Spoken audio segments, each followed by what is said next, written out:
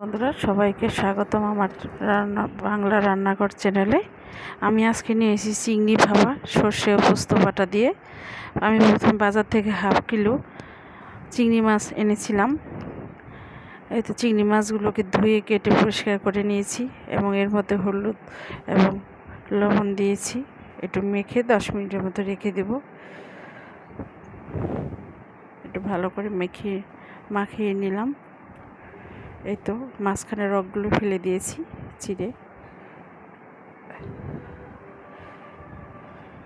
এখন আমি সাদা সরিষা, তারপর 2 কাঁচা লঙ্কা, একটু নুন এবং পোস্ত দানা একসাথে আমি বেটে নিব।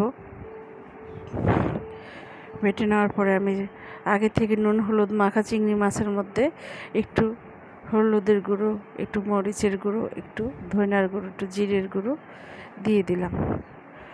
আমি অল্প মশলা দিয়ে করব এবং সাথে দিয়ে দিলাম পেঁয়াজ কুচি এবং আগে থেকে বেটে রাখা পোস্ত এবং সাদা সরিষা বাটা এবং একটু সাদা কাঁচা সরিষার তেল দিয়ে মাছটাকে মাখিয়ে নেব ভালো করে।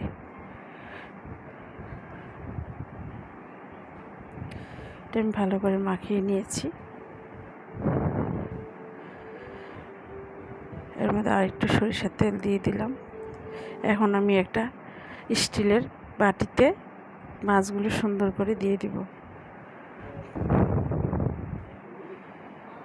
এই তো এটা আমি সুন্দর করে একটু ছড়িয়ে দিব।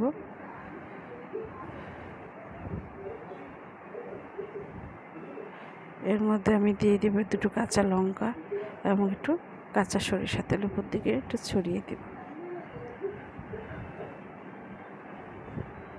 আমার কাছে সাদা সরিষা বাটাটাই ভালো লাগে যে কোনো মাছে দিতে। এখন আগে থেকে কড়াইতে জল ফুটিয়ে রেখেছিলাম, সেই জলের মধ্যে আমি বাটিটা বসিয়ে দিয়ে উপর দিয়ে একটি ঢাকনা দিয়ে ঢেকেছিলাম এবং 30 মিনিটের মতো আমি এটা ভাপিয়ে নিয়েছি। এখন আমার চিংড়ি মাছগুলো হয়ে গেছে। এখন এটা আমি দেখুন কি সুন্দর হয়েছে, উপর দিয়ে তেল ভেসে উঠেছে, খেতেও খুব সুস্বাদু হয়েছে। এখন এগুলো চিংড়ি মাছগুলো গরম ভাতের সাথে